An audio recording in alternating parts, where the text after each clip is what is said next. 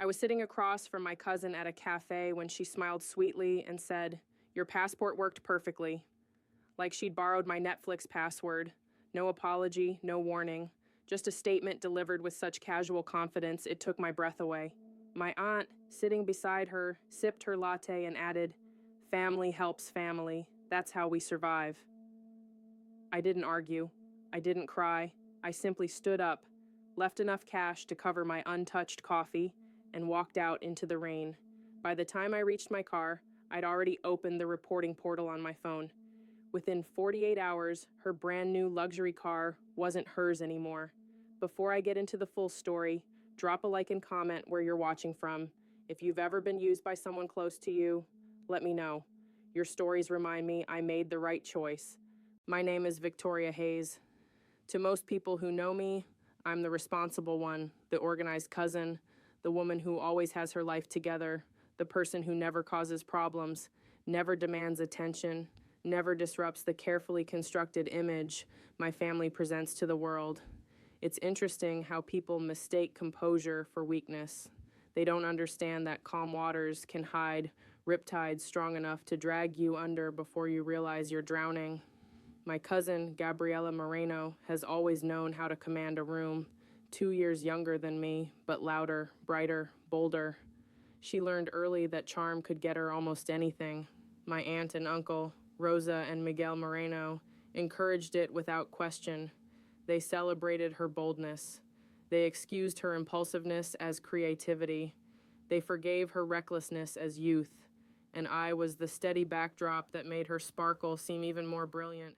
Our family gatherings in Phoenix always looked picture perfect from the outside. The Moreno house sat in a quiet neighborhood with desert landscaping, string lights across the patio, and the smell of carne asada drifting through open windows. But inside that warmth, there was always a hierarchy. Gabriella performed. The family applauded. I smiled quietly from the corner. 3 weeks before everything fell apart, we met for brunch at a trendy spot downtown. The October sun blazed through floor-to-ceiling windows, and the table was crowded with mimosas and avocado toast. Gabriella arrived late, as always, wearing sunglasses that cost more than my monthly grocery bill. She talked about her new business ventures, her influencer collaborations, her upcoming trips to Dubai and Bali. My aunt and uncle leaned in, captivated, practically glowing with pride. When Gabriella finally glanced my way, she tilted her head and asked if I was still doing that boring consultant thing. I smiled the way I always do when someone dismisses what I actually do. My work, no company names necessary, involves compliance auditing, risk assessment, and tracking financial irregularities for corporate clients. It's the kind of job where details matter, where lies leave trails, and where truth always surfaces if you know where to look. Even during that brunch, something felt wrong. The lifestyle Gabriella flaunted didn't match the income she described. The trips, the designer bags, the new Audi she casually mentioned. I found myself doing mental math, something I can't turn off anymore. Too much spending, too little explanation. But with family, instinct and emotion don't always align. So I swallowed my doubts, just like I'd swallowed 1,000 other warning signs over the years. I drove back to my apartment in Tempe, wondering why I felt uneasy. My place has always been my sanctuary. Clean lines, neutral tones, everything intentional. A space where I don't have to compete for air. I made chamomile tea, sat by the window, and told myself I was overthinking. But truth doesn't wait politely. It arrives when it's ready. And when the notification appeared on my phone 2 days later, I understood exactly what that unease had been warning me about. The alert came through on a Tuesday morning while I was reviewing audit reports for a client. It was a credit monitoring notification, unusual activity, international credit inquiry, flagged for review. Most people would panic immediately. I didn't. Something inside me went very still, the way it does when puzzle pieces finally lock into place. I excused myself from the office, walked to my car in the parking garage, and pulled up my full credit report on my phone. There it was. A vehicle loan, $75,000. Approved 10 days ago. Disbursed to a dealership in Scottsdale under my name, my social security number, my credit history. But I hadn't bought a car. My stomach didn't drop. My hands stayed steady. If anything, my breathing slowed. Because this wasn't confusion, this was confirmation. Everything I'd noticed at brunch, the designer lifestyle, the new Audi, the spending that didn't align, had been pointing here. I just hadn't wanted to see it. I called Gabriella. She answered on the first ring, voice bright and bubbly, the tone she uses when she thinks she's untouchable. Vic, what's up? I kept my voice neutral. I got a credit alert. Did you use my information for something? There was a pause, then a light laugh that made my jaw tighten. Oh, that. Yeah, my credit's trash, so I used yours. It's not a big deal. I closed my eyes. Gabriella, that's identity fraud. God, don't be so dramatic, she said, exasperated. You weren't using it. I didn't respond. Silence can cut deeper than words. Then I heard movement on her end. Another voice. My Aunt Rosa. What's wrong? My aunt asked. Victoria's freaking out because I borrowed her identity for a car loan, Gabriella said casually, like she'd borrowed a sweater. My aunt didn't gasp, didn't correct her, didn't even hesitate. Family helps family, she said, as if this explained everything. That's how we survive. I had to pull the phone away from my ear. Not because it hurt, but because it confirmed every fear I'd buried for years. In their world, Gabriella's convenience mattered more than my security. Her wants outweighed my boundaries. Her mistakes were something I was expected to absorb without question. Tia, I said quietly, this is serious. Said quietly, this is... She sighed, irritated. Don't make this bigger than it is. She'll pay it back. She'll pay it back. My cousin commits fraud. My aunt justifies it. And I'm expected to carry the consequences. I ended the call without another word.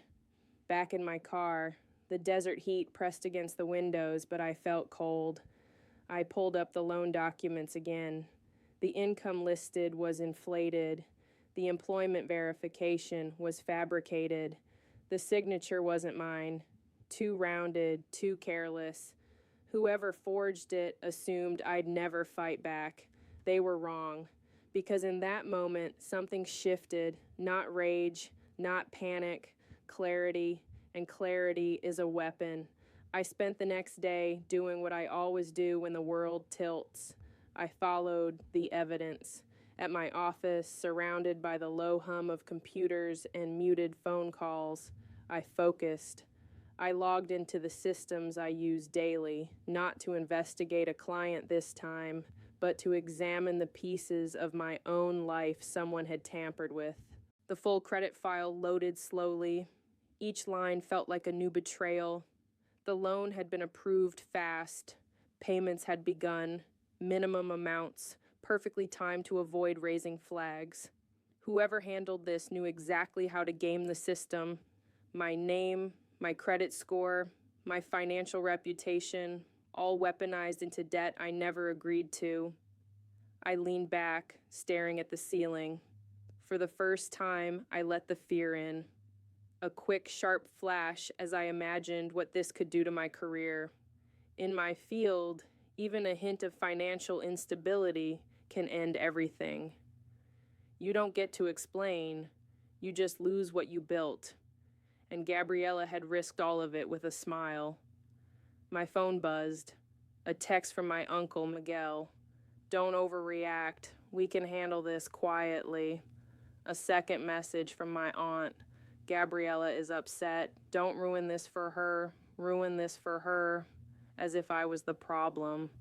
I didn't reply. There was nothing left to say to people who refused to see the magnitude of what had been done. Instead, I opened a secure file on my laptop and began documenting, not emotionally, methodically, The way my job trained me, timestamps, screenshots, credit alerts, forged signatures, loan agreements, social media posts where Gabriella posed with her new Audi, hashtags about manifestation and blessings. I wasn't reacting out of anger. This was procedure, building a case that couldn't be dismissed. Hours passed. The office emptied around me. Lights dimmed one by one, leaving only the glow of my screen and my reflection staring back. Calm, steady, certain. I reviewed the folder again, row after row of clean, undeniable evidence. There was no satisfaction yet, just direction, purpose. I clicked submit. The report uploaded in seconds, a small progress bar carrying the weight of everything that would come next. When it finished, I closed my laptop gently. They wanted me to let it go. Instead, I lit the match. The sunrise over Scottsdale was pale pink and gold the next morning, soft light stretching across the clean lines of Gabriella's luxury apartment complex. Quiet, peaceful. You wouldn't know a storm was about to break. I wasn't there in person. I didn't need to be. The notification arrived on my phone at 8:47 a.m., a timestamp I'll never forget. Report received, investigation initiated, asset review in progress, simple words, no drama, but I could picture it. The official letters, the repossession notice, the reality settling in like cold water. At 9:32 a.m., another message arrived. Vehicle recovered, case proceeding. I exhaled slowly, not relief, not triumph, something deeper, the kind of breath you release when the truth finally has weight.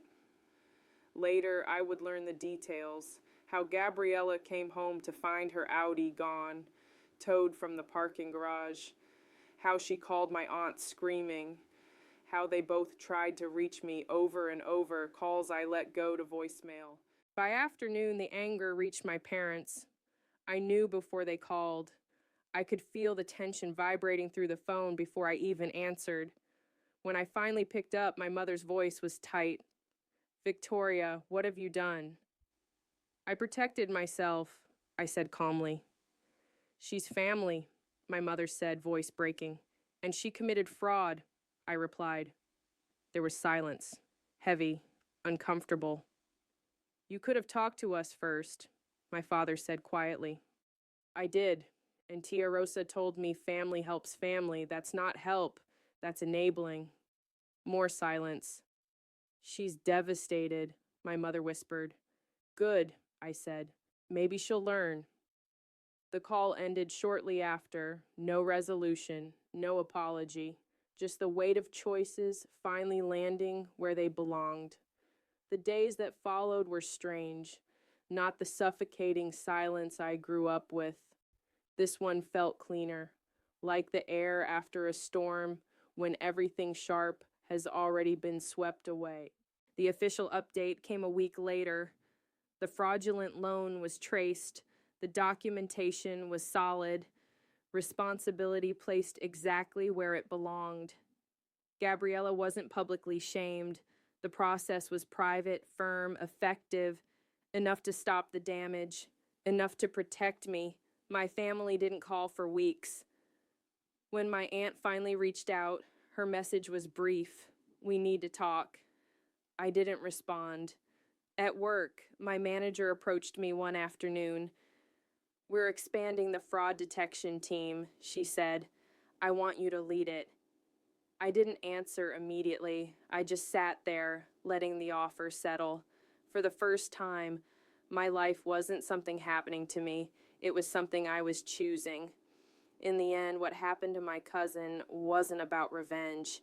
It was about finally stepping out of a role I never chose and protecting the life I built on my own terms.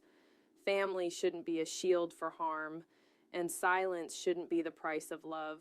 If you've ever had to draw a line with someone you love, tell me, how did it change you?